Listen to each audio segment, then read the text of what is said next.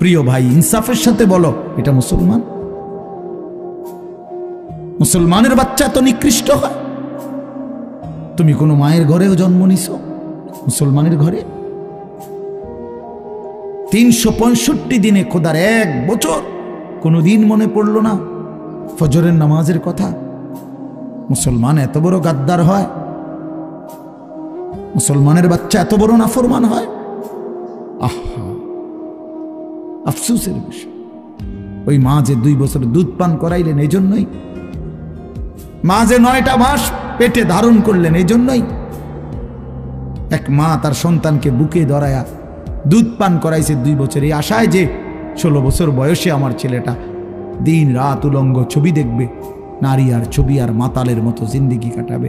এই ছিল মার স্বপ্ন, এই ছিল মায়ের গর্ভে ধারণ, এর উদ্দেশ্য। ইনসাফ করো ভাইয়া, ইনসাফ করো দয়া করে। দোস্ত, তোমার ভালো তোমাকেই বুঝতে হবে, তোমার কল্যাণ বুঝার তোমাকেই বুঝতে হবে। এই পৃথিবী স্বার্থপর, স্বার্থপর এই দুনিয়া। কেউ কাউরে মনে রাখে না, কেউ কাউরে মনে রাখে না, কেউ কাউরে মনে রাখে না। এই দুনিয়া, আমার যেদিন মৃত্যু হবে সেদিনও পৃথিবীতে আলো উঠবে, সূর্য উঠবে। এই রং তামাশার, এই দুনিয়ার ব্যস্ততার, এই ফুর্তি চলতেই থাকবে, কিন্তু আমি কবরে চলে যাই। এই জন্য আমাদের প্রত্যেকেই এটা ইনসাফের সাথে ভাবা উচিত।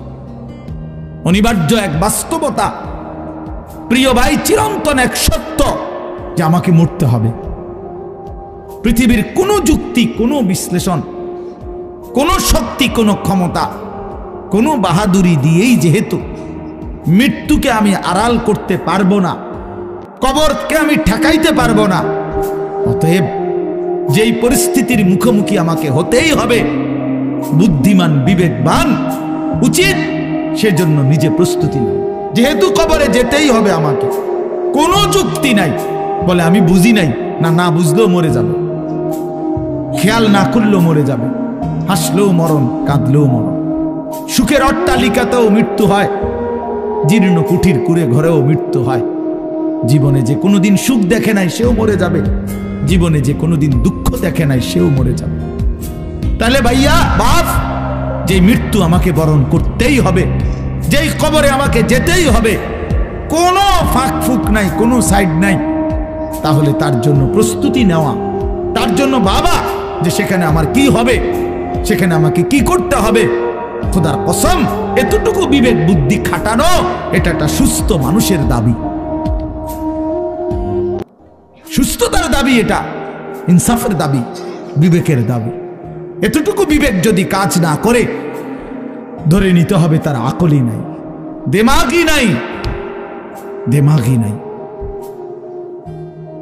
এজন্য কুরআনুল কারীমে আল্লাহ তাআলা বলছে, নাফরমানের দিল আছে কিন্তু কিছুই বোঝে না, নাফরমানের কান আছে শোনে না, চোখ আছে দেখে না। এজন্য আল্লাহ তাআলা বলছেন, উলাইকা কাল আনআম, নাফরমান এক ধরনের জানোয়ার। প্রত্যেক পাপী হলো এক ধরনের জানোয়ার, নাফরমান জানোয়ার বেটা। আনআম চতুষ্পদ জন্তু। কারণ যার বিবেক কোনো কাজ করে না, বানানেওয়ালাকে চিনে না, সে চিনল কি? সৃষ্টিকর্তাকেই যে বোঝে না, খোদার কসম সে কিছুই বোঝে না, কিছুই বোঝে না। যার আল্লাহ নাই তার কিছুই নাই।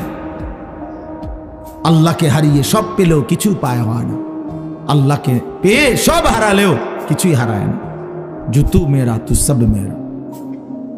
আমি এই জন্য অনুরোধ করছি, আলহামদুলিল্লাহ যথেষ্ট বয়ান হয়েছে। আমরা রাত গভীরে ইনসাফের সাথে এই যে কয়জন আমরা বসছি, প্রত্যেকের কাছে আমার কথা এটা, আমরা ভাবা উচিত। ইস্তাফতি কালবাক, নবী সাল্লাল্লাহু আলাইহি ওয়াসাল্লাম বলছেন, তোমার দিলকে প্রশ্ন করো, তোমার বিবেককে জিজ্ঞেস করো। এমনটাই হওয়া উচিত মুসলমান। তোমার বিবেক কি বলে? একটা ছেলে বেনামাজি, তুমি আইসা দাঁড়াইয়া বলো, ভাইয়া 1 মিনিট তুমি মাইক ধরে বলো, মুসলমান এমনই হওয়া উচিত। তুমি দোস্ত তোমার ধর্মের ব্যাপারে একটা লাইন বলো, তুমি বলো তোমার ধর্মের ব্যাপারে তুমি 1 লাইন বলো, তোমার রাসূলকে এভাবে প্রত্যাখ্যান করা উচিত। কোনোদিন তোমার চুল নবী সাহাবী আউলিয়াদের মতো হবে না। কোনোদিন তোমার জামা পোশাক নবী সাহাবী আউলিয়াদের মতো হবে না। কোনোদিন তোমার চলাফেরা সাজগোজ নবী সাহাবী আউলিয়াদের মতো হবে না কোনোদিন। তাহলে কি যোগ্যতায়, কি কারণে আমরা মুসলমান? যাদের কপালে সেজদা নাই, তুমি কিভাবে মুসলমান? যার লেবাসে পোশাকে ইসলামের কোনো চিহ্ন নাই, তুমি কোন যুক্তিতে মুসলমান ভাইয়া? কোন যুক্তিতে মুসলমান? আল্লাহ নবী সাল্লাল্লাহু আলাইহি ওয়াসাল্লাম বলছেন, ফারকু মা বাইনানা ওয়া বাইনাল কুফরি আস-সালাহ। আমাদের মাঝে আর কাফেরের মাঝে পার্থক্য নামাজ। নামাজ মুমিন আর কাফেরের পার্থক্য করে। এটা কি মুসলমান না বেঈমান? এটার প্রমাণের চিহ্ন খোদার কসম ভোটার আইডি কার্ড না, জন্ম নিবন্ধন সনদ নয়, সেজদা। সেজদা এই কপাল দুনিয়ার কোনো কাজে ব্যবহার হয় না। পৃথিবীর কোনো উপার্জনের জন্য কপাল লাগে না। চাকরি, ব্যবসা, ক্ষেত খামার, অটো, সিএনজি, ফসল, দেশ বিদেশ। ভাইয়া ইনসাফের সাথে ভাইবা দেখো, বাবারাও ভেবে দেখেন, এই কপাল কোনো উপার্জনের কাজে ব্যবহার হয় না। উপার্জনের কাজে হাত ব্যবহার হয়, পাও ব্যবহার হয়, মেধা ব্যবহার হয়, যোগ্যতা ব্যবহার হয়। কপাল কোনো কামাই রোজগারের জন্য ব্যবহার হয় না। কপাল রব্বে করিম বানাইছেন শুধু সেজদার জন্য, শুধু সেজদার জন্য, শুধু সেজদার জন্য, শুধু সেজদার জন্য। এই জন্য যে কপালে সেজদা নাই ওইটা মানুষের বাচ্চা না। যে কপালে সেজদা নাই ওটা মুসলমানের বাচ্চা না, ওটা মানুষের বাচ্চা না। যে জিন্দিগি সেজদাবিহীন জিন্দিগি, ওইটা জন্তু জানোয়ারের জিন্দিগি। কোরআন শরীফে আছে, কোরআন শরীফ স্পষ্ট আছে, সূরা আরাফের মধ্যে আছে। আল্লাহ বলছেন, ওয়াত্তাবা হাওয়াহু ফামাসালুহু কামাসালিল কালব। প্রিয় বন্ধু শুনো মিয়া, আল্লাহ বলছে মনের ইচ্ছা মতো যে চলে, মনের চাহিদার যে অনুসরণ করে। কেন নামাজ পড়ো না? তোমার মন চাইছে দেখে পড়ো না। কেন সারা রাত নারী দেখলা, ছবি দেখলা সারা দিন? তোমার মন চাইছে দেখে। কেন তুমি পেশাব পায়খানার পরে ঢিলা কুলুক টয়লেট পেপার পাক পবিত্র ঠিক মতো হও না? কেন? তোমার মন চাইছে দেখে। কেন তোমার জবানে একবারও তোমার মালিকের নাম উচ্চারণ হয় না? তোমার মন চাইছে। এই জন্য তুমি যা ইচ্ছা তাই করতেছ, কেউ তোমারে বাধা দিচ্ছে না। আল্লাহর কসম, আল্লাহ কোরআনে বলছে, এই যে মনের ইচ্ছা মতো যে চলে, ওয়াত্তাবা হাওয়াহু, যে তার মনের চাহিদার অনুসরণ করে, ফামাসালুহু কামাসালিল কালব। আল্লাহ বলে তার উদাহরণ হলো, তার দৃষ্টান্ত হলো কুত্তার মতো, কুত্তার মতো, কুত্তার মতো, কুত্তার মতো, কুত্তার মতো। এটা ওই জিন্দিগি কুত্তার জিন্দিগি, ওই জিন্দিগি কুত্তার জিন্দিগি, যে জিন্দিগিতে তার মালিকের গোলামি নাই। জন্য মনে রাখো, যাদের কপালে ছেলেরা সেজদা নাই, তোর জিন্দিগি কুত্তার জিন্দিগি। মনে রাখিস, আমার নাম মনে রাখিস। আমি বলছি, আমার নাম আনিসুর রহমান। আমার নাম মনে রাখো। ওই জীবন কুত্তার জীবন, যে জীবনে সেজদা নাই। ওই জিন্দিগি জানোয়ারের জীবন, যে জীবনে মালিকের গোলামি নাই, আল্লাহর নাফরমানি চেয়েছি। কেন সেজদা দিবা না? তুমি মানুষ না? তুমি জানোয়ার? তুমি কুকুর? তুমি বিড়াল? তুমি শূকর? তুমি সেজদা দিবা না কেন? তুমি এক পবিত্র মায়ের ঘরে জন্ম নিছ, তুমি এক ইমানদারের সন্তান, তুমি কেন সেজদা দিবা না? বলুন বাপ, আপনারা যারা বাবা আছেন, আপনাদের কাছে আপনারা বুঝাপড়া করেন। মুসলমান যদি হয়ে থাকেন, বুঝাপড়া করেন নিজের ছেলের ব্যাপারে। আরে ছেলের বিদেশ পরে বেটা, ছেলের দুনিয়া পরে, ছেলের ঘর বাড়ি বিল্ডিং সোফা ফার্নিচার পরে। মিয়া আগে ছেলের সাথে বোঝাপড়া করেন।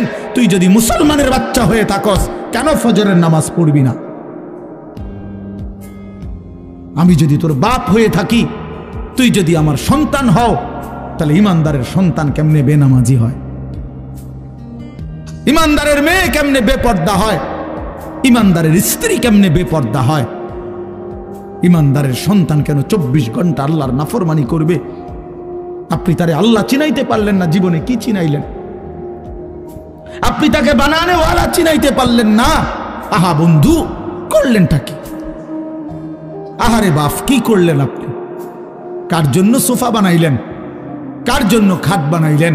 আপনার বানানো খাটে আপনার অসভ্য সন্তান সারা রাত উলঙ্গ ছবি দেখে। আপনার বানানো সোফাতে বসে আপনার স্ত্রী, ছেলে, মেয়ে রঙিন সিনেমায় নর্তকীর নাচ দেখে টেলিভিশনে বসে বসে। সফলতা এটা? এটা সফলতা? এটা কামিয়াবি আপনার? এটা কামিয়াবি? তো কি বুঝাইতে চাইলেন? এর দুর্বিবেক নাই বাবার? এতটুকু বিবেক হবে না? কোরআন শরীফে আছে সূরা হুদের মধ্যে নূহ আলাইহিস সালাম ওনার বেঈমান সন্তানের জন্য যখন ডুবে যাচ্ছিল দোয়া করছিল, ইন্না ইবনি মিন আহলি। এই শব্দটা বলছিল নূহ নবী, আল্লাহ ওই যে ছেলেটা ডুবে যাচ্ছে এটা আমার পরিবার, আমার বংশধর, আমার সন্তান। এই কদ্দুর কথা শুধু কইছে, এক দূরে শুধু কইছে, আর কিচ্ছু বলে নাই যে আল্লাহ তারে মাফ করে দেন, তারে মুক্তি দিয়া দেন, তারে ডুবানির থেকে বাঁচায় দেন, কিচ্ছু কয় নাই। এই কথা এখানে শুধু কইছে, আল্লাহ ওই যে ছেলেটা আমার পরিবার, আমার সন্তান। মানে মনের আবেগে আর কিছু কইতেছে না।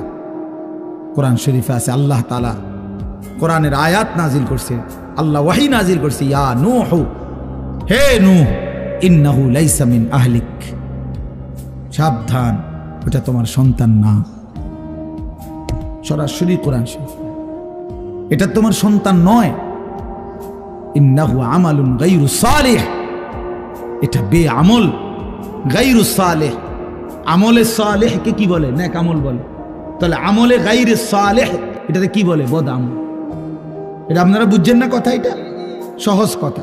আল্লাহ বলছে ও বদ আমল, ও নাফরমান, অতএব ও আপনার সন্তান না। এজন্য আমি পরিষ্কার ছেলেদেরকে বলি, বাবা তোরা যারা বেনামাজি, তুই মুসলমানের সন্তান না।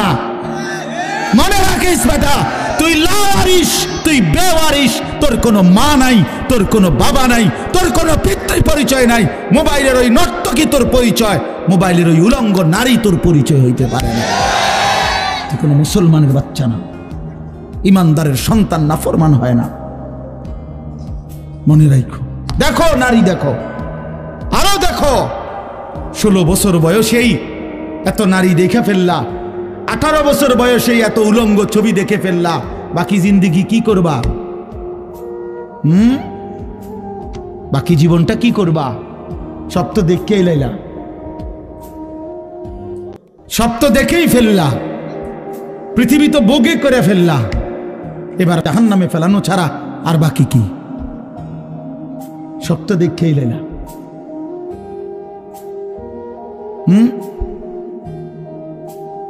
হালাল স্ত্রীর ভালোবাসা তো আর মিলবে না, পবিত্র স্ত্রী তো আর মিলবে না।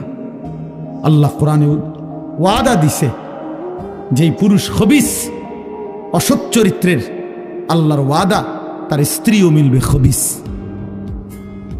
কি আয়াত? আল খাবিসাতু লিল খাবিসিন ওয়াল খাবিসুনা লিল খাবিসাত।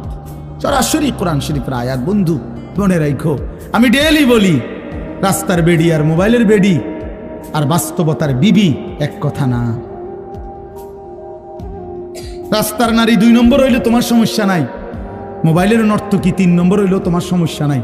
তোমার বউ যদি 2 নম্বর হয়, চরিত্রহীন হয়, তুমি বুঝবা দুনিয়া কারে বলে। তোমার হায়াতই তখন হয়ে যাবে জাহান্নামের টুকরা। এজন্য প্রিয় সন্তান মনে রাখো, এত অল্প বয়সে এত নষ্ট হইও না, এত কম বয়সে এত চরিত্রহীন হইও না, এত চালাক ভাইব না নিজেরে, এত চালাক ভাইব না, এত বুদ্ধিমান মনে করো না। তোমরা তোমরা অনেক চালাক মনে করতেছো নিজেরে। কেন? বাপে কিছু কয় না, মায়ে কিছু বলে না। আহা, আমি আজকেও বলছি সাদ ভাই, আমি আমার জীবনের সবচেয়ে আশ্চর্য লাগে, আহারে একটা ছেলের 18 বছর বয়স, এক ওয়াক্ত নামাজ পড়ে না, সারাদিন মোবাইল, চুলের বাহার, সারাদিন বন্ধুদের আড্ডায় শেষ।